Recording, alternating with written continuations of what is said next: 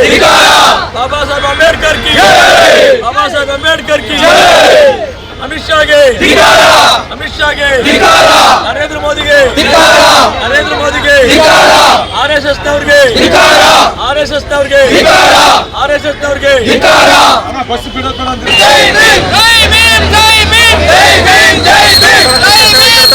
ಕೇಂದ್ರ ಗೃಹ ಮಂತ್ರಿ ಅಮಿತ್ ಶಾ ಅವರು ಅಂಬೇಡ್ಕರ್ ಅವರ ವಿರುದ್ಧವಾಗಿ ಮಾತನಾಡಿದ ಹಿನ್ನೆಲೆಯಲ್ಲಿ ಈಗಾಗಲೇ ಸಾಕಷ್ಟು ಪ್ರತಿಭಟನೆಗಳಾಗ್ತವೆ. ಮೈಸೂರಿನಲ್ಲಿ ಇವತ್ತು ಸಂಪೂರ್ಣವಾಗಿ ಮೈಸೂರನ್ನ ಬಂದ್ ಮಾಡಲಾಗಿದೆ. ಅಂಬೇಡ್ಕರ್ ಅಭಿಮಾನಿಗಳು ಮತ್ತೆ ದಲಿತ ಪರ ಸಂಘಟನೆಗಳು ಸಾಕಷ್ಟು ದೊಡ್ಡ ಮಟ್ಟದಲ್ಲಿ ಪ್ರತಿಭಟನೆ ಮಾಡ್ತಾ ಇದೆ. ಪ್ರತಿಯೊಂದು ವೃತ್ತದಲ್ಲಿಯೂ ಸಹ ಘೋಷಣೆಯನ್ನ ಅಮಿತ್ ಶಾ ಅವರ ಕೂಗುಮುಖ ಮಾಡ್ತಾ ಇರುವಂತದ್ದು. ಅದರ ಹಿನ್ನೆಲೆಯಲ್ಲಿ ಮೈಸೂರಿನ ಮೆಟ್ರೋಪಾಲ್ ಸರ್ಕಲ್ ಅಲ್ಲಿ ನೋಡ್ತಾ ಇದ್ದೀರಿ. ಈಗಾಗಲೇ ಅಂಬೇಡ್ಕರ್ ಅಭಿಮಾನಿಗಳು ಮತ್ತೆ ಅಹಿಂದ ವರ್ಗದ ವತಿಯಿಂದ ಪ್ರತಿಭಟನೆ ಮಾಡ್ತಾ ಇರುವಂತದ್ದು. ಯಾಕಂದ್ರೆ ಅಮಿತ್ ಶಾ ಅವರು ಅಂಬೇಡ್ಕರ್ ಅವ್ರನ್ನ ನಿಂದನೆ ಮಾಡಿದ್ದಾರೆ. ಎಲ್ಲ ಒಂದ್ ಕಡೆ ನಾವು ಅಂಬೇಡ್ಕರ್ ದೇವರು ಅಂತ ಪೂಜಿಸ್ತೀವಿ, ನಾವು ದೇವರು ಅದಕ್ಕಿಂತ ಹೆಚ್ಚಾಗಿ ದೊಡ್ಡ ಮಟ್ಟದಲ್ಲಿ ಅಂಬೇಡ್ಕರ್ ನೋಡ್ತೀವಿ. ಅಂಬೇಡ್ಕರ್ ಸಂವಿಧಾನ ಕೊಟ್ಟವರು, ಸಂವಿಧಾನದಂತ ವಿಶ್ವಾಸಶ್ರೇಷ್ಠವಾದ ಗ್ರಂಥವನ್ನು ಕೊಟ್ಟಂತವರು.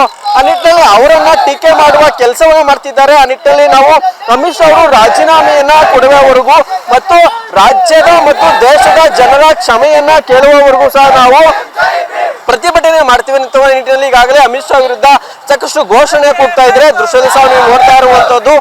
ಎಲ್ಲೊಂದ್ ಕಡೆ ಅಮಿತ್ ಶಾ ಅವರ ಹೇಳಿಕೆಯನ್ನ ಬಿಜೆಪಿಯ ನಾಯಕರು ಒಂದಷ್ಟು ಸಮರ್ಥಿಸಿಕೊಳ್ಳುವ ಕೆಲಸವನ್ನು ಸಹ ಮಾಡಿದ್ರು. ಎಲ್ಲ ಒಂದ್ ಕಡೆ ಅಂಬೇಡ್ಕರ್ ಅಭಿಮಾನಿಗಳು ಸಾಕಷ್ಟು ಅಮಿತ್ ಶಾ ಹೇಳಿಕೆಯನ್ನ ಖಂಡಿಸಿ ದೊಡ್ಡ ಮಟ್ಟದಲ್ಲಿ ಪ್ರತಿಭಟನೆಗಳನ್ನ ಮಾಡ್ತಾ ಇರುವಂತದ್ದು ದೃಶ್ಯದಲ್ಲಿ ಸಹ ನೋಡ್ತಾ ಇದ್ರಿ. ಈಗಾಗಲೇ ಜೈ ಭೀಮ್ ಅನ್ನುವಂತಹ ಒಂದಷ್ಟು ಫ್ಲಾಗ್ ಗಳನ್ನು ಹಾಕಿಕೊಂಡು ಅವರ ಹೇಳಿಕೆಯನ್ನ ಖಂಡಿಸುವ ಕೆಲಸವನ್ನ ಮಾಡ್ತಾ ಇದ್ದಾರೆ. ಸಾಕಷ್ಟು ದೊಡ್ಡ ಮಟ್ಟದ ಚರ್ಚೆಗಳು ಸಹ ಆಗ್ತಾ ಇರುವಂತದ್ದು. ಇನ್ನೊಂದ್ ಕಡೆ ಪ್ರಧಾನಮಂತ್ರಿಗಳು ಮಾತನಾಡಬೇಕಿತ್ತು, ಪ್ರಧಾನಮಂತ್ರಿಗಳು ಮಾತನಾಡುವ ಕೆಲಸವೂ ಸಹ ಆಗಿಲ್ಲ. ಇನ್ನೂ ಒಂದ್ ಕಡೆ ದೇಶದಲ್ಲಿ ಅನ್ಯಾಯ ಆಗ್ತಿದೆ, ಅನ್ಯಾಯದ ವಿರುದ್ಧವಾಗಿ ನಾವು ಹೋರಾಟವನ್ನ ಮಾಡ್ತಿದ್ದೇವೆ ಅನ್ನೋದ್ರಲ್ಲಿ ದೊಡ್ಡ ಮಟ್ಟದ ಸಂಚಲನ ಸೃಷ್ಟಿ ಆಗ್ತಿದೆ. ಅಮಿತ್ ಶಾ ಅವರು ರಾಜೀನಾಮೆಯನ್ನು ಕೊಡಬೇಕು ಅನ್ನೋದ್ರಲ್ಲಿ ಪ್ರತಿಭಟನೆ ಮಾಡ್ತಾ ಇರುವಂತದ್ದು. ಜೊತೆ ಪ್ರತಿಭಟನೆಯಲ್ಲಿ ಭಾಗಿಯಾಗಿರುವಂತಹ ಅಧ್ಯಕ್ಷರಿದ್ದಾರೆ, ಅವ್ರು ಮಾತನಾಡ್ತಾರೆ.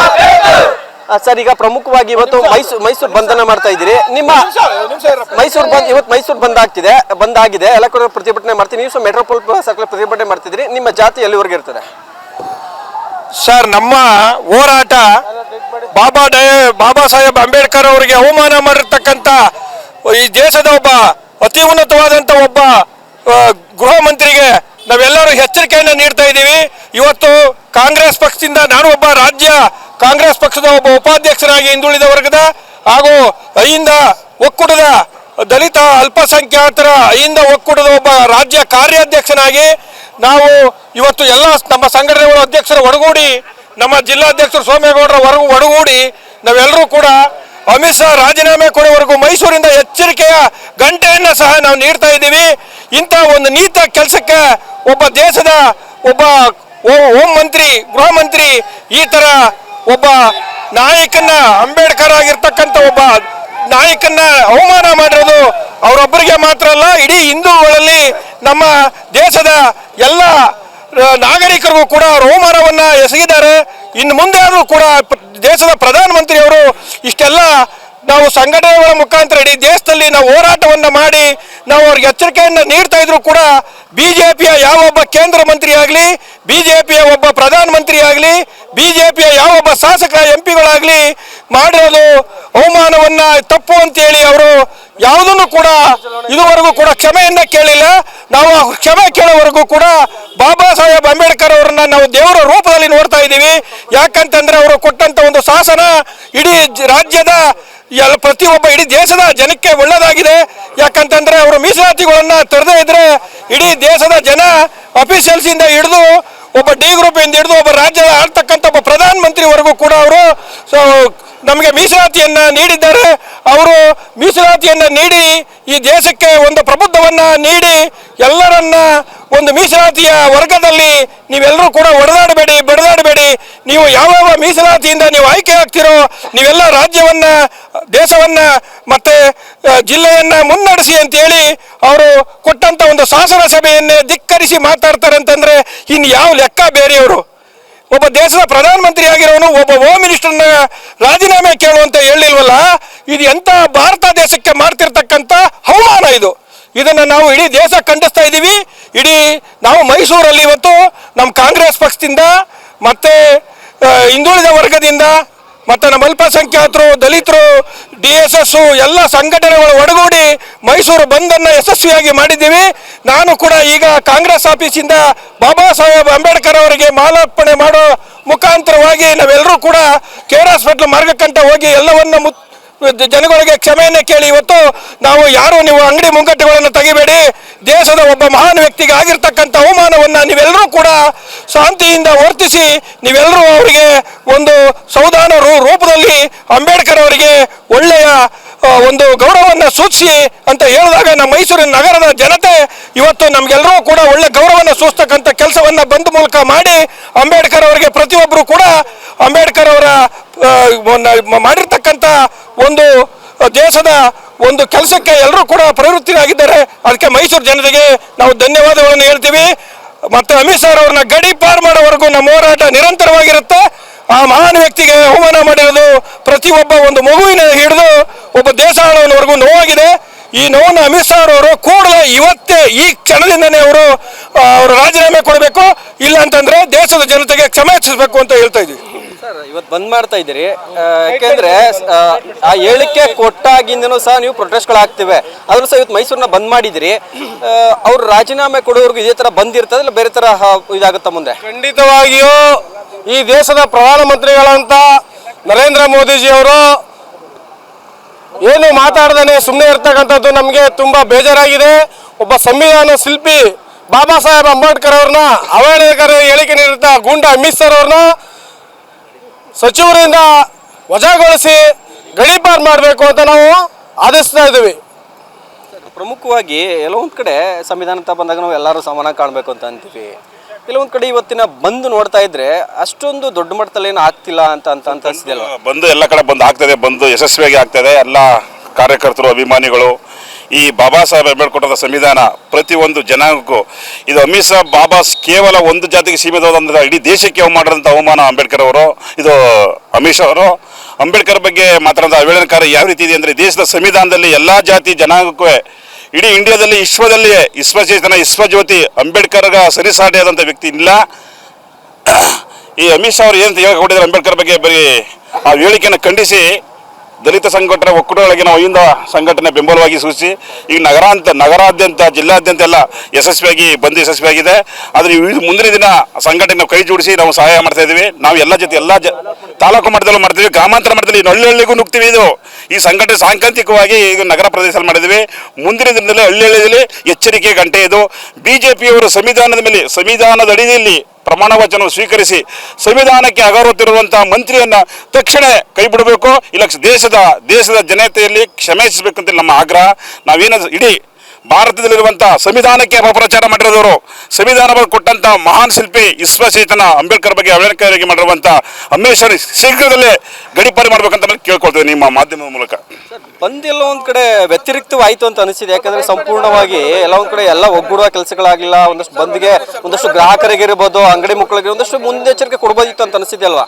ಇಲ್ಲ ಸರ್, ಎಲ್ಲ ಕಡೆ ಬಂದಾಗಿದೆ. ಈಗಾಗಲೇ ನಾವು ಕೂಡ ಕಾಂಗ್ರೆಸ್ ಆಫೀಸಿಂದ ಮೆರವಣಿಗೆ ಹೋಯ್ತು, ಅದು ಮುಗಿಸ್ಕೊಂಡಿಲ್ಲ, ಒಂದು ಎಲ್ಲ ಕಡೆ ಯಶಸ್ವಿಯಾಗಿ ಬಂದಾಗಿದೆ. ಈ ವಿಚಾರ ಏನಪ್ಪ ಅಂತ ಹೇಳಿದ್ರೆ, ಈ ದೇಶದ ಸಾರ್ವಭೌಮತ್ವವನ್ನು ಎತ್ತಿಡ್ತಕ್ಕಂಥ ಒಂದು ಸಂವಿಧಾನ ರಚನೆ ಮಾಡಿಕೊಟ್ಟಂಥ ಬಾಬಾ ಸಾಹೇಬ್ ಅಂಬೇಡ್ಕರ್ ಅವ್ರ ಬಗ್ಗೆ ಅವಹೇಳನಕಾರಿಯಾಗಿ ಇರ್ತಕ್ಕಂಥವ್ರು ಒಬ್ಬ ಸಾಮಾನ್ಯ ವ್ಯಕ್ತಿ ಅಲ್ಲ. ಈ ದೇಶದಲ್ಲಿ ಸಂವಿಧಾನದ ಅಡಿಯಲ್ಲಿ ಚುನಾವಣೆಯಲ್ಲಿ ಚುನಾಯಿತನಾದಂಥ ಒಬ್ಬ ಗೃಹ ಮಂತ್ರಿ ಈ ದೇಶದ ಸಂವಿಧಾನವನ್ನು ರಚನೆ ಮಾಡಿಕೊಟ್ಟಂಥ ವಿಶ್ವಜ್ಞಾನಿ ಬಾಬಾ ಸಾಹೇಬ್ ಅಂಬೇಡ್ಕರ್ ಬಗ್ಗೆ ಅವಹೇಳನಕಾರಿಯಾಗಿ ಮಾತಾಡಿರ್ತಕ್ಕಂಥದ್ದು ಇದು ದುರಾದೃಷ್ಟಕರ.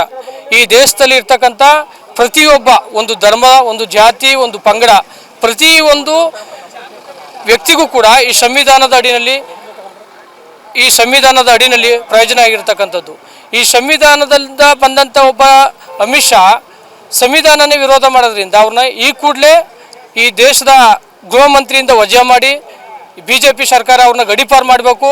ಅಲ್ಲಿವರೆಗೂ ಕೂಡ ಈ ಹೋರಾಟ ನಿರಂತರವಾಗಿ ನಡೀತಾ ಇದೆ. ಈಗ ನಮ್ಮ ಮೈಸೂರು ಜಿಲ್ಲೆಯಲ್ಲಿ ಅಹಿಂದ ಒಕ್ಕೂಟದ ವತಿಯಿಂದ ಎಲ್ಲ ತಾಲೂಕು ಮಟ್ಟದಲ್ಲಿ, ಜಿಲ್ಲಾ ಮಟ್ಟದಲ್ಲಿ, ರಾಜ್ಯ ಮಟ್ಟದಲ್ಲಿ, ದೇಶ ಮಟ್ಟದಲ್ಲಿ ಪ್ರತಿಭಟನೆ ನಡೀತಾ ಇದೆ. ಇವತ್ತು ಕೂಡ ಮೈಸೂರಿನಲ್ಲಿ ಒಂದು ಒಳ್ಳೆಯ ಬಂದು ಆಗಿದೆ, ಯಶಸ್ವಿಯಾಗಿದೆ. ಈ ಕಾರ್ಯಕ್ರಮದಲ್ಲಿ ಎಲ್ಲರೂ ಕೂಡ ಸಾಯಂಕಾಲದವರೆಗೂ ಕೂಡ ಬಂದಲ್ಲಿ ಭಾಗವಹಿಸ್ತೀವಿ. ನಮ್ಮ ಹೋರಾಟ ಅಮಿತ್ ಶಾ ಅವರು ಬರೀ ರಾಜೀನಾಮೆ ಕೊಡೋದಲ್ಲ, ಅವರು ದೇಶದ ಜನರನ್ನ ಕ್ಷಮೆ ಕೇಳಬೇಕು, ಜೊತೆಗೆ ಈ ಸರ್ಕಾರ ಅವ್ರನ್ನ ಗಡೀಪಾರು ಮಾಡಬೇಕು ಅಂತೇಳಿ ಈ ಮೂಲಕ ನಾವು ಕೇಳ್ಕೊತಾ ಇದೀವಿ. ಯಾವುದೇ ವಜಾ ಮಾಡ್ಬೇಕಂತ ಇವರ ಆಗ್ರಹ ಆಗಿರುವಂತದ್ದು. ಮೈಸೂರು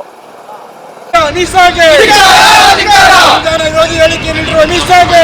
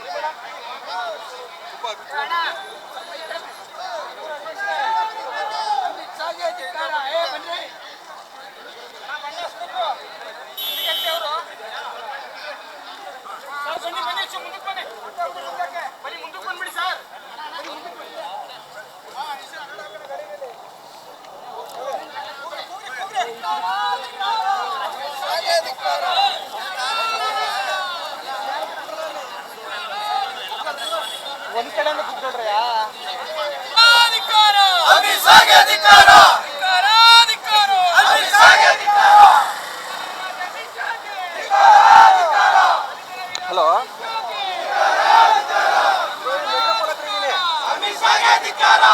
ಇವತ್ತು ರಾಜ್ಯಸಭೆಯಲ್ಲಿ ನಮ್ಮ ಗೃಹ ಸಚಿವರಾದ ಅಮಿತ್ ಶಾ ಅವರು ನಮ್ಮ ಭಾರತ ಶಿಲ್ಪಿ ಡಾಕ್ಟರ್ ಬಾಬಾ ಸಾಹೇಬ್ ಅಂಬೇಡ್ಕರ್ ಬಗ್ಗೆ ಅವಹೇಳನಕಾರಿಯಾಗಿ ಮಾತಾಡಿ ಭಾಳ ದಿನಗಳಾದರೂ ಸುಧಾ ನಮ್ಮ ಪ್ರಧಾನಿಗಳಾಗಲಿ ನಮ್ಮ ಅಧ್ಯಕ್ಷರಾಗ ಪ್ರೆಸಿಡೆಂಟ್ ಆಗಲಿ ಇಲ್ಲಿ ತನಕ ಅವ್ರ ಮೇಲೆ ಕ್ರಮ ಕೈಗೊಳ್ತಾ ಇರೋದು ನಾಚಿಕೆಗೇಡು.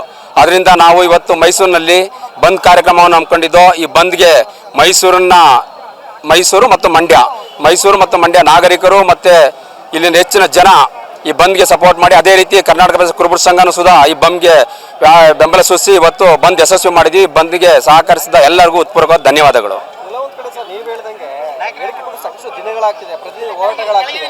ಈಗೆಲ್ಲ ಪ್ರಧಾನಿಗಳಿಗೆ ಮತ್ತು ರಾಷ್ಟ್ರಪತಿ ಮುಡ್ತಿಲ್ಲ ಅಂತ ಅಂತೀರಾ? ಹೌದು, ಅದರಲ್ಲಿ ಎರಡು ಮಾತು. ಈ ಬಿಜೆಪಿ ಅವರಿಗೆ ನೀವು ಅವ್ರಿಗೆ ಅಂತಾನೆ ತಗೋಬೇಡ್ರಿ. ನೋಡ್ರಿ, ಮೊನ್ನೆ ವಿಧಾನ ಪರಿಷತ್ನಲ್ಲಿ ಒಬ್ಬ ವಿಧಾನ ಪರಿಷತ್ ಸದಸ್ಯ ಒಬ್ಬ ಮಹಿಳೆಗೆ ಅಗೌರವವಾಗಿ ಮಾತಾಡೋದಕ್ಕೆ ನಿಮ್ಮ ಚಾನಲ್ನಲ್ಲೇ ಬಂದಿತ್ತು.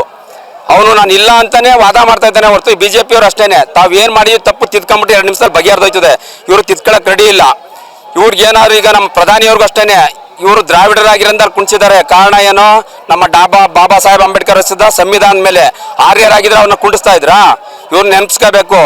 ಇವರು ನಮ್ಮ ಪ್ರಧಾನಿಗಳು ಸುಧಾ ನಾವು ಇಲ್ಲಿ ನೋಡಿದ್ರೆ ಇವರು ಕೈಗೊಂಬೆಯಾಗಿ ಆಡಳಿತ ಮಾಡ್ತಾ ಇದ್ದಾರೆ ಹೊರತು ಅವರು ಸ್ವಇಚ್ಛೆಯಿಂದ ಆಡಳಿತ ಮಾಡಕ್ ಆಗ್ತಾ ಇಲ್ಲ ಅನ್ನಿಸ್ತಾ ಇದೆ. ಅದರಿಂದ ಮುಂದಿನ ದಿನಗಳಲ್ಲಿ ಅವ್ರ ಮೇಲೆ ಕ್ರಮ ತಗೊಂಡಿದ್ದೇನೆ. ಅವ್ರನ್ನ ರಾಜೀನಾಮೆ ತಗೋಬೇಕು. ತಗೊಳ್ದೇ ಇದ್ರೆ ಇವತ್ತು ಮೈಸೂರು ಮಂಡ್ಯ ಮಾತ್ರ ಬಂದ್ ಮಾಡಿದೀವಿ. ಮುಂದಿನ ದಿನಗಳಲ್ಲಿ ಕರ್ನಾಟಕ ಬಂದ್ ಮಾಡ್ತೀವಿ. ಯಾಕೆಂದ್ರೆ ಸರ್ ನೀವು ಹೇಳ್ದಂಗೆ ಒಂದ್ ಕಡೆ ಕಾಂಗ್ರೆಸ್ ಒಂದಷ್ಟು ದಲಿತ ಪರ ಮುಖಂಡರು ಮಾತ್ರ ಈ ಪ್ರೊಟೆಸ್ಟ್ಗಳನ್ನ ಮಾಡ್ತಿದ್ದಾರೆ. ಈಗ ಬಿಜೆಪಿಲಿ ಇರುವಂತವರು ದಲಿತರು ಇಲ್ವಾ? ಅಂದ್ರೆ ಸಂವಿಧಾನವನ್ನ ಅಡಿಯಲ್ಲಿ ಬದುಕಿಲ್ವಾರು ಅನ್ನುವಂಥ ಚರ್ಚೆ ಜಾಸ್ತಿ. ನೀವು ಕೇಳಿದ್ದು ಬಹಳ ಸಂತೋಷ. ಮತ್ತೆ ನಾಚಿಕೆಗೇಡು. ಮತ್ತೆ ನಮಗೆ ಡಾಕ್ಟರ್ ಬಾಬಾ ಸಾಹೇಬ್ ಅಂಬೇಡ್ಕರ್ ರಚಿಸಿದ ಸಂವಿಧಾನ ಯಾವುದೇ ಜಾತಿ ಧರ್ಮ ಅಲ್ಲ. ಈ ಭಾರತ ದೇಶಕ್ಕೆ ಅವರು ರಚನೆ ಮಾಡಿದ್ದು. ಅವರು ರಚನೆ ಮಾಡಿರಿಂದಾನೇ ನಾವೆಲ್ಲ ಇವತ್ತು ನಿಲ್ಲಕ್ಕಾಗಿದ್ದು, ಮತ್ತೊಂದು ಮಾಡೋಕ್ಕಾಗಿದ್ದು. ಇಲ್ಲಾಂದ್ರೆ ನಮ್ಮನ್ನ ಎಲ್ಲಿ ಆರ್ಯರು ಬಿಡ್ತಾ ಇದ್ರಾ? ಇಲ್ಲೆಲ್ಲ ನಿಂತು ಮಾತಾಡೋಕ್ಕೆ ಇಲ್ಲೆಲ್ಲ ಪ್ರೊಟೆಸ್ಟ್ ಮಾಡಕ್ಕೆ ಬಿಡ್ತಾ ಇದ್ರಾ?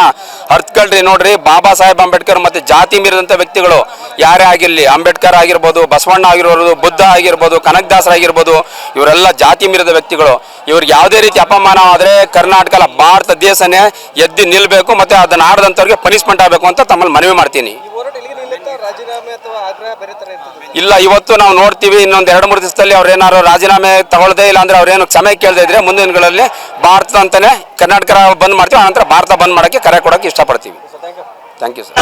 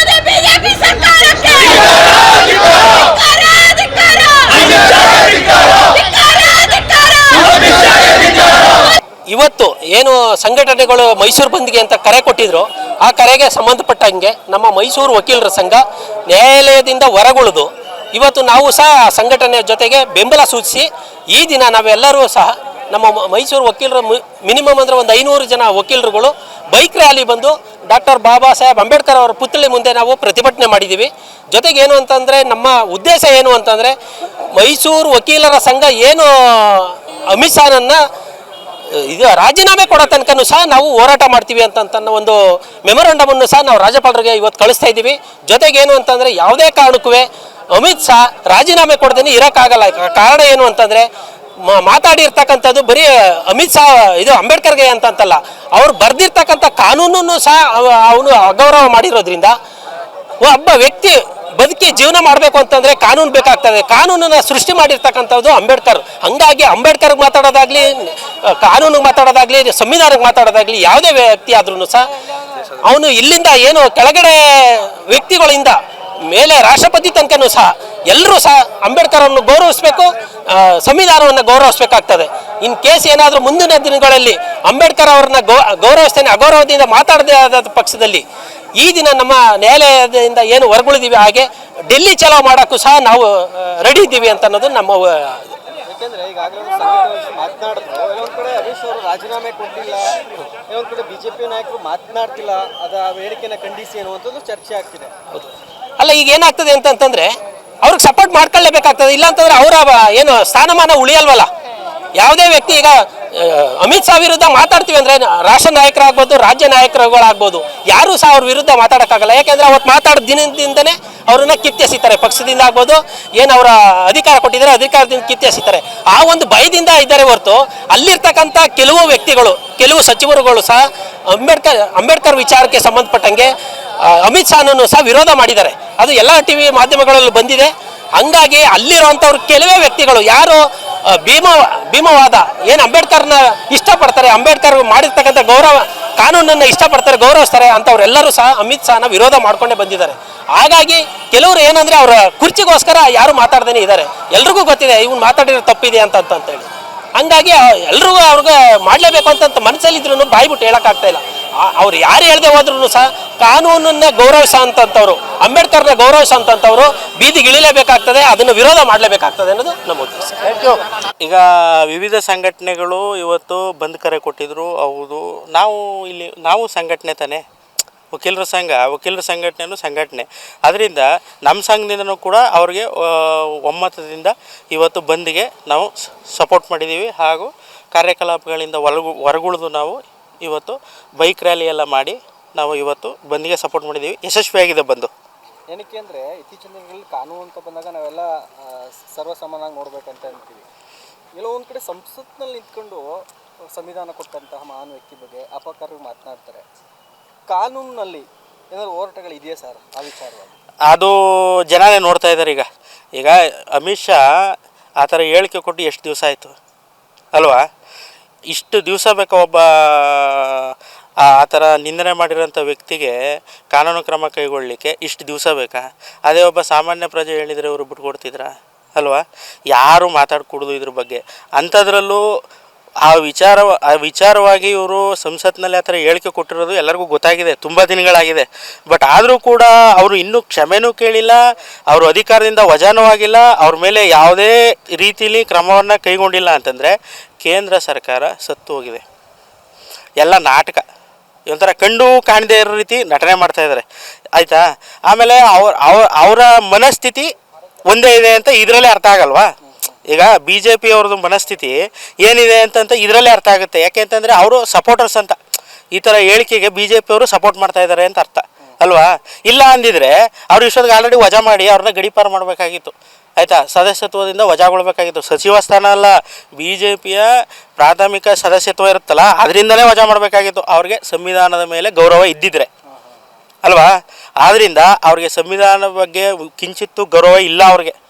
ಆದ್ದರಿಂದ ನಾವು ಈ ಹೋರಾಟ ನಿಲ್ಲಲ್ಲ, ಮಾಡ್ತಾ ಇರ್ತೀವಿ. ಯಾಕೆಂದರೆ ವಕೀಲರುಗಳು ಇಂಥ ವಿಚಾರಗಳಲ್ಲಿ ಕಾನೂನಿನ ಮುಖಾಂತರ, ಯಾಕಂದರೆ ಕಾನೂನನ್ನು ಕೊಡುವಂಥವ್ರು, ನ್ಯಾಯವನ್ನು ತೋರಿಸ್ಕೊಡುವಂಥವ್ರು ಸಾಮಾನ್ಯ ಜನರುಗಳಿಗೆ, ಅಂದರೆ ನಿಮ್ಮದೇ ಆದ ವೇನಲ್ಲಿ ಏನಾದರೂ ಥಿಂಕ್ ಮಾಡ್ಬೋದಾ ಇದು ವಿಚಾರ? ಕಾನೂನು ಹೋರಾಟ ಮಾಡ್ಬೋದಾ? ಮಾಡ್ಬೋದು, ಮಾಡ್ತಾರೆ ಅದನ್ನು. ದೊಡ್ಡ ಈಗ ಕಾನೂನು ಘಟಕದಿಂದ ಖಂಡಿತ ಮಾಡ್ತೀವಿ ಅಂತಂದರೆ ನಾವು ಎಚ್ಚರಿಕೆ ಕೊಡ್ತಾ ಇದ್ದೀವಿ. ಈಗ ನೀವು ವಜಾ ಮಾಡಿ ಅಂತ. ಅವರು ಮುಂದಿನ ದಿನಗಳಲ್ಲಿ ಅವರೇನು ಕ್ರಮ ಕೈಗೊಳ್ಳಿಲ್ಲ ಅಂತಂದರೆ ನಾವು ಕರ್ನಾಟಕ ಅಲ್ಲ, ದೇಶಾದ್ಯಂತ ವಕೀಲರುಗಳು ನಾವು ಏನು ಕಾನೂನು ಮುಖಾಂತರ ನಾವು ಕ್ರಮ ಜರುಗಿಸೋಕ್ಕೆ ನಾವು ಕಾನೂನು ಪ್ರಕಾರ ಹೋರಾಟ ಮಾಡಬೇಕು ಅಂದ್ಕೊಂಡಿದ್ದೀವಿ. ಅದನ್ನು ಖಂಡಿತ ಮಾಡ್ತೀವಿ. ಇವತ್ತು ಮೈಸೂರು ಬಂದ್ ಮಾಡಿದ್ರಿ, ಸಾಕಷ್ಟು ಸಂಘಟನೆಗಳು ಬೆಂಬಲ ಕೊಟ್ಟಿದ್ದು, ಮತ್ತು ವ್ಯಾಪಾರಿಗಳು ಸಹ ಒಂದಷ್ಟು ಅಂಗಡಿಗಳು ಮುಚ್ಚಿದ್ರು, ನೀವು ಸಹ ಬೆಂಬಲ ಕೊಟ್ಟಿದ್ದೀರಿ. ಮುಂದಿನ ದಿನಗಳಲ್ಲಿ ಕರ್ನಾಟಕ ಬಂದ್ ಆದರೆ ಅದಕ್ಕೂ ಸಹ ನಿಮ್ಮ ಸಂಪೂರ್ಣ ಖಂಡಿತ ಕೊಡ್ತೀವಿ, ಸಂಪೂರ್ಣ ಬೆಂಬಲ ಕೊಡ್ತೀವಿ, ಖಂಡಿತ ಕೊಡ್ತೀವಿ. ಎಲ್ಲಿವರೆಗೆ ಅಮಿತ್ ಶಾ ಅವ್ರನ್ನ ವಜಾ ಮಾಡೋದಿಲ್ವೋ ಅಲ್ಲಿವರೆಗೂ ಇದು ನಡೀತಾನೆ ಇರುತ್ತೆ. ಸಂಪೂರ್ಣ ಬೆಂಬಲ ಕೊಡ್ತೀವಿ. ಯಾಕೆಂದರೆ ಸಂವಿಧಾನ ಅಂತ ಬಂದಾಗ ಪಕ್ಷಾತೀತವಾಗಿ ಸಂವಿಧಾನ ಬರೆದಂಥವರು ವಕೀಲರೇ, ಅಂಬೇಡ್ಕರ್ ಅವರು ವಕೀಲರೇ, ಮೂಲವಾಗಿ ಅವರು ವಕೀಲರು ಅಲ್ವಾ? ವಕೀಲರಾಗಿರೋದ್ರಿಂದ ಹಾಗೂ ಆ ಸಂವಿಧಾನದ ಚೌಕಟ್ಟಲ್ಲಿ ವಕೀಲಿಕೆ, ಕೋರ್ಟು ಮತ್ತು ನ್ಯಾಯಾಂಗ ಎಲ್ಲ ವ್ಯವಸ್ಥೆ ಇರೋದು ಯಾವುದ್ರ ಅಡಿಯಲ್ಲಿ, ಯಾವುದ್ರ ಮೇಲೆ? ಸಂವಿಧಾನದ ಮೇಲೆ. ಅದನ್ನು ನಾವು ರಕ್ಷಣೆ ಮಾಡ್ಕೋಬೇಕು ಅಂತಂದರೆ ನಾವು ಬೆಂಬಲ ಕೊಡಲೇಬೇಕು, ನಾವು ಹೋರಾಟ ಮಾಡಲೇಬೇಕು. ಪಕ್ಷಾತೀತವಾಗಿ ಬೆಂಬಲ ಕೊಡಲೇಬೇಕು. ಇದಕ್ಕೆ ಆ ಪಕ್ಷ ಈ ಪಕ್ಷ ಅನ್ನಲೂಬಾರ್ದು, ಆ ವೃತ್ತಿ ಈ ವೃತ್ತಿ ಅನ್ನಲೂಬಾರ್ದು. ಯಾಕೆಂದರೆ ಪ್ರತಿಯೊಂದು ಪಕ್ಷ, ಪ್ರತಿಯೊಂದು ವೃತ್ತಿ ಆ ಕಾನ್ಸ್ಟಿಟ್ಯೂಷನ್ ಬೇಸ್ ಮೇಲೆ ನಿಂತಿರೋದು ಅಲ್ವಾ? ಅಂತಂದಾಗ ಇದ್ರಲ್ಲಿ ಯಾವ ಪಕ್ಷ ಬರೋದಿಲ್ಲ, ಯಾವ ವ್ಯಕ್ತಿನೂ ಬರೋದಿಲ್ಲ, ಯಾವ ವೃತ್ತಿನೂ ಬರೋದಿಲ್ಲ. ಪ್ರತಿಯೊಬ್ಬರು ಇದಕ್ಕೆ ಸಪೋರ್ಟ್ ಮಾಡಲೇಬೇಕು. ನಂದೀಶ್ ಅಂತ, ಕಾನೂನು ಘಟಕದ ಜಿಲ್ಲಾ ಕಾರ್ಯಾಧ್ಯಕ್ಷರು. ಹೌದು, ಇತ್ತೀಚಿನ ದಿನಗಳಲ್ಲಿ ಏನಿವತ್ತು ಬಿ ಜೆ ಪಿ ಸರ್ಕಾರ ಏನು ಬಂತು, ನಮ್ಮ ದೇಶಕ್ಕೆ ಒಂದು ಕಪ್ಪು ಚುಕ್ಕಿಯಾಗಿ ನಡೀತಾ ಇದ್ದಾರೆ. ಏನಕ್ಕೆ ಅಂದರೆ ಸಂವಿಧಾನ ವಿರೋಧಿ ನೀತಿನ ಅನುಸರಿಸ್ತಾ ಇದ್ದಾರೆ.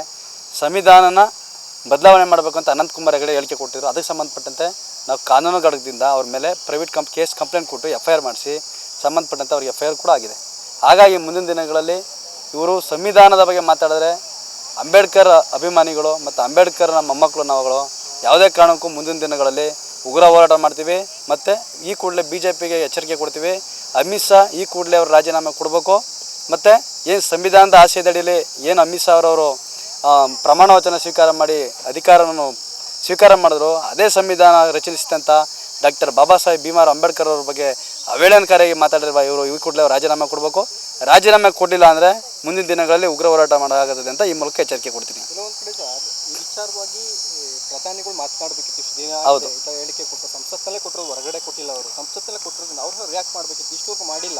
ಇದೊಂದು ಕೈಗೊಂಬೆಯಾಗಿ ವರ್ತನೆ ಆಗ್ತಿದೆ. ಹೌದು, ಇತ್ತೀಚಿನ ದಿನಗಳಲ್ಲಿ BJP ಸರ್ಕಾರ ಎಲ್ಲೋ ಅಮಿತ್ ಶಾಗೆ ಕೈಗೊಂಬೆಯಾಗಿ ಅಧಿಕಾರ ನಡೆಸ್ತಾ ಇದೆ ಅಂತ ಹೇಳ್ತೀನಿ. ಏನಕ್ಕೆ ಅಂದರೆ ಅಮಿತ್ ಶಾ ಇಷ್ಟು ದಿನ ಆಯಿತು, ಒಂದು ತಿಂಗಳಾಯಿತು ಒಬ್ಬ ಬಾಬಾ ಸಾಹೇಬ್ ಅಂಬೇಡ್ಕರ್ ಅವ್ರ ಬಗ್ಗೆ ಮಾತನಾಡಿ ಇನ್ನೂ ಕೂಡ ಯಾರು BJPಲಿ ಒಬ್ಬರು ಕೂಡ ಚಕ್ಕರಿತಿಲ್ಲ. ಏನಕ್ಕೆ ಎತ್ತಿಲ್ಲ? ನೀವು ಅಂಬೇಡ್ಕರ್ಗೆ ಅವಮಾನ ಮಾಡಬೇಕು ಅನ್ನೋದು ನಿಮ್ಮ ಉದ್ದೇಶನಾ? ಅಂಬೇಡ್ಕರ್ಗೆ ನೀವು ಗೌರವ ಕೊಡಲ್ಲ ಅಂದರೆ ನೀವು ಪಕ್ಷದಲ್ಲಿ ನೀವು ಪ್ರಧಾನಮಂತ್ರಿ ಆಗಿರೋದು ವೇಸ್ಟು, ಮತ್ತು ನೀವು ಗೃಹ ಮಂತ್ರಿ ಆಗಿರೋದು ವೇಸ್ಟು. ಅಮಿತ್ ಶಾ ಅವರವರೇ ಈ ಕೂಡಲೇ ನೀವು ರಾಜೀನಾಮೆ ಕೊಡಿ ಅಂತ ಈ ಮೂಲಕ ಒತ್ತಾಯಿಸ್ತೀನಿ. ರಾಜ್ಯದ ಬಿಜೆಪಿ ನಾಯಕರು ಯಾರು ಮಾತನಾಡ್ತಾರೆ ಅಂತ ಸಂವಿಧಾನದ ಅಡಿಯಲ್ಲಿ ಇಲ್ವಾ ಅವರು ಅಂತ ನಾನು ಇಲ್ಲ, ಯಾಕೆಂದರೆ ಅವರೆಲ್ಲ ಒಗ್ಗಟ್ಟಾಗಿ BJP ಅವರೆಲ್ಲ ಏನು ಮಾಡಿದ್ದಾರೆ, ಅವರು ಎಲ್ಲರೂ ಮೂಲಕನೂ ಸಂವಿಧಾನ ಬದಲಾವಣೆ ಮಾಡಬೇಕು ಅಂತ ಹೇಳಿಕೆ ಕೊಡ್ತಾ ಇದ್ದಾರೆ. ಅವರು ಎಲ್ಲ ಶಾಮೀಲಾಗಿ ಈ ಥರ ಮಾಡಿಸ್ತಾ ಇದ್ದಾರೆ ಸರ್ಕಾರದವರು. ಹಂಗಾಗಿ ಈ ಮುಂದಿನ ದಿನಗಳಲ್ಲಿ ನಾವು ಅವೇನಾದರೂ ಸಂವಿಧಾನದ ಬಗ್ಗೆ ಮಾತಾಡಿದ್ರೆ ಮುಂದಿನ ದಿನಗಳಲ್ಲಿ ನಾವೆಲ್ಲ ಒಗ್ಗಟ್ಟಾಗಿ ಕಾನೂನು ಹೋರಾಟ ಮಾಡಬೇಕಾಗತ್ತೆ, ಮತ್ತು ಬೀದಿಗಿಳಿದು ಹೋರಾಟ ಮಾಡ್ತೀವಿ ಅಂತ ಹೇಳ್ತೀನಿ. ತಲೆದಂಡ ಆಗಲೇಬೇಕು ಅಂತ ರಮೇಶ್ ಹೌದು, ಅವರು ರಾಜೀನಾಮೆ ಕೊಡಲೇಬೇಕು. ರಾಜೀನಾಮೆ ಕೊಡೋ ತನಕ ನಾವು ಹೋರಾಟ ಮುಂದುವರಿಸ್ತೀವಿ. ಅಂದರೆ ಈ ಹೋರಾಟ ಇವತ್ತು ಮೈಸೂರು ಬಂದಾಗಿದೆ, ನೆಕ್ಸ್ಟು ರಾಜ್ಯ ಕರ್ನಾಟಕ ಬಂದಾಗುತ್ತೆ. ನೆಕ್ಸ್ಟು ಕರ್ನಾಟಕ ಬಂದಾಗುತ್ತೆ. ಅದಕ್ಕೂ ನಾವು ಕೂಡ ಸಂಪೂರ್ಣ ಬೆಂಬಲ ಕೊಡ್ತೀವಿ. ಗಂಗಾಧರ್ಗೆ KPCC ಲೀಗಲ್ ಸೆಲ್ ಸೆಕ್ರೆಟರಿ.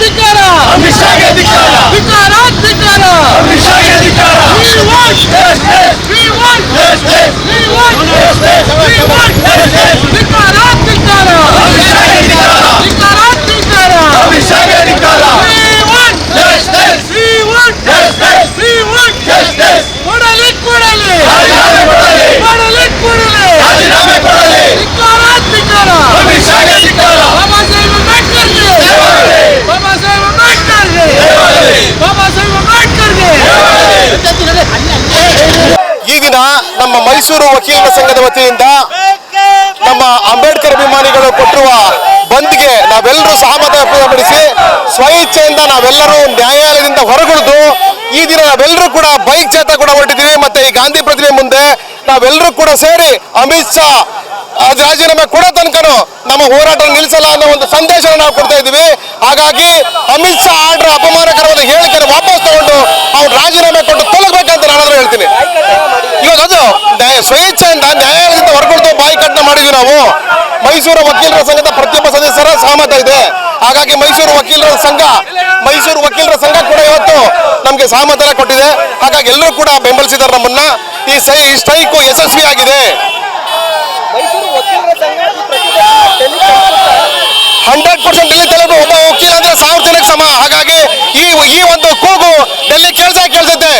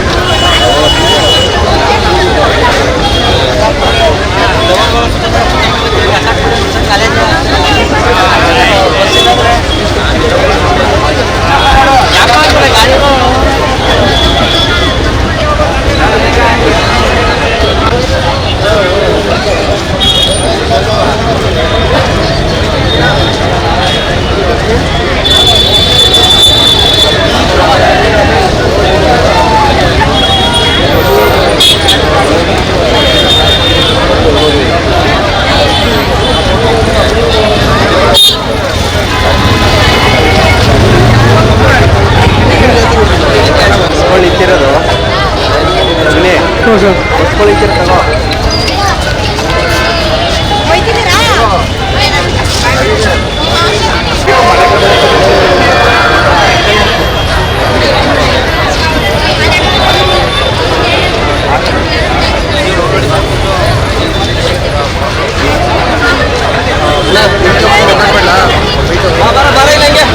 ರಜಾ ಏನು ಇವತ್ತು ಇದು ಮಾಡಿಲ್ವಾ ಸ್ಕೂಲಿಂದ? ಅಣ್ಣ ಬೆಳಿಗ್ಗೆನೆ ಬಸ್ಸಿಂದ ಬಂದಿರೋದು ಅಣ್ಣ. ಕಾಲೇಜಲ್ಲಿ ಬನ್ನಿ ಅಂತ ಮೆಸೇಜ್ ಮಾಡವ್ರೆ. ಇಲ್ಲಿಂದ ಬಸ್ ಕಾಲೇಜ್ ಹೋಗೋಕ್ಕೂ ಬಸ್ ಇಲ್ಲ, ಮತ್ತೆ ಮನೆಗೆ ಹೋಗೋಕ್ಕೂ ಬಸ್ ಇಲ್ಲ. 4 ಗಂಟೆ ವಾಪಸ್ಸು ಆಚೆ ಹೋಗೋದು ಅಂತ ಹೇಳವ್ರೆ. ಈಗ ಏನು ಮಾಡೋದು ನಾವು? ಇಲ್ಲ ಅಂದ್ರೆ ಕಂಪ್ಲೀಟ್ ರಜಾ ಅಂತ ಮಾಡ್ಬಿಡ್ಬೇಕಿತ್ತು ಅಣ್ಣ ಅವರು. ಎತ್ತಾಗಲ್ಲದಂಗೆ ಆಗದೆ ಈಗ ನಮ್ಮ ಕತೆ. ಈಗ ಮನೆಗೆ ಹೋಗೋಕ್ಕೂ ಬಸ್ ಇಲ್ಲ ಅಣ್ಣ, ಕಾಲೇಜ್ ಹೋಗೋಕ್ಕೂ ಬಸ್ ಇಲ್ಲ. ಆಟೋದಲ್ಲಿ 40-50 ರೂಪಾಯಿ ಇದ್ದಿದ್ದು ಇವಾಗ 400-500 ಹೇಳ್ತಾರೆ ಅಣ್ಣ. ಯಾವ ಕಡೆನೂ ಇಲ್ದೋದಂಗೆ ಆಗದೆ ನಮ್ಮದು. ಈಗ ಮನೆಗೆ ಹೋಗೋಕ್ಕೂ ಬಸ್ ಇಲ್ಲ ಅಣ್ಣ ನಮಗೆ. ನೆನೆನೆ ಹೇಳ್ಬಿಟ್ಟಿದ್ರೆ ಅಣ್ಣ, ಕಂಪ್ಲೀಟ್ ಬಂದಾಗಿದ್ರೆ ಕಂಪ್ಲೀಟ್ ಮನೇಲೇ ಇರ್ಬೋದಿತ್ತು ಅಣ್ಣ. ನಾವು ಅಲ್ಲಿಂದ ಬಸ್ ಇತ್ತು, ಇಲ್ಲಿಂದ ಇವಾಗ ಬಸ್ ಇಲ್ಲ, ಮತ್ತೆ ಮನೆಗೂ ಬಸ್ ಇಲ್ಲ. ಏನು ಮಾಡೋದು ನಮ್ಮದು? ಅಣ್ಣ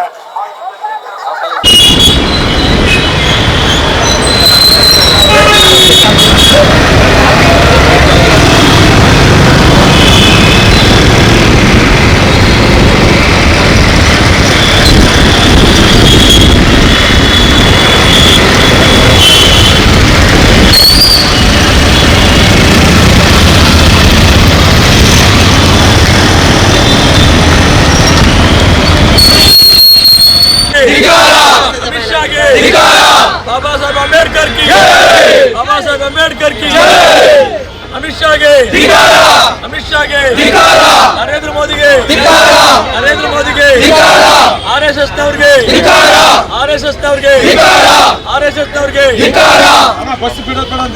ಧಿಕ್ಕಾರ ಅಮಿತ್ ಶಾಹ್ ಧಿಕ್ಕಾರ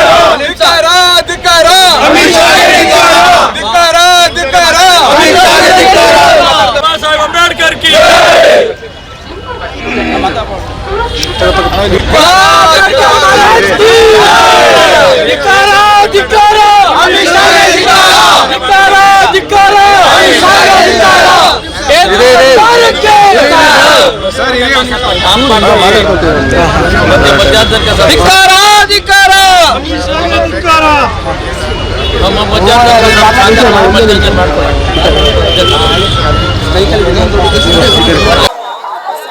ಬಸ್ ಇಲ್ಲ, ಮನೆಗೆ ಹೋಗಕ್ಕೆ ಹೆಂಗ್ ಹೋಗೋದು?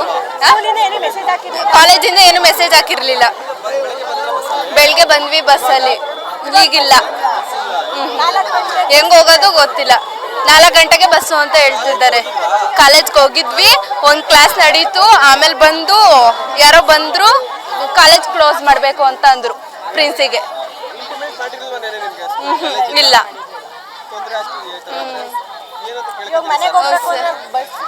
ಸರ್ ಈಗ ಬಸ್ ಇಲ್ಲ, ಹೆಂಗ್ ಹೋಗೋದು ಮನೆಗೆ? ಬಸ್ ಇಲ್ಲ, ತುಂಬಾ ಪ್ರಾಬ್ಲಮ್ ಐತೆ.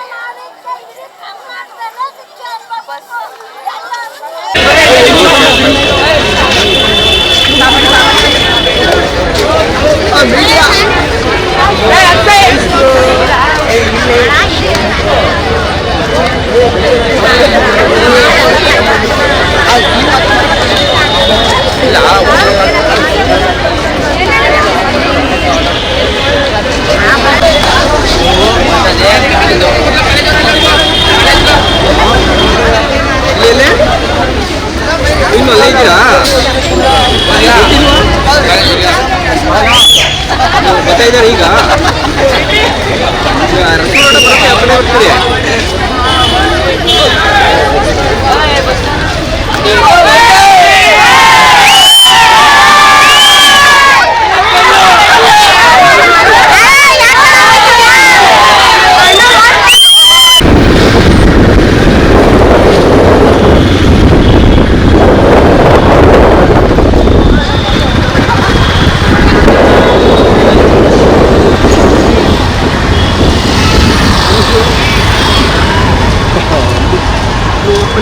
ಇಲ್ಲ ಸರ್, ಹಂಗೆ ಹೋಗ್ಬಿಟ್ಟು ಮುಂದೆ ಹೋಗ್ಬಿಟ್ಟು